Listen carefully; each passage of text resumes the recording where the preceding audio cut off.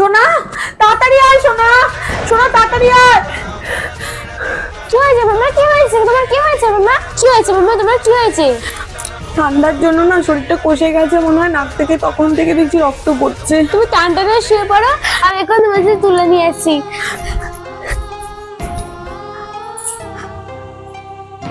মাম্মা দেখি মুখটা একটু তোলো, আমি এটা লাগিয়ে দিয়ে গেলাম। এইটু কিছুক্ষণের মধ্যে রক্তটা বন্ধ হয়ে যাবে, তুমি একটু আরাম করো আর মুখ দিয়ে নিঃশ্বাস নাও, আমি আসছি।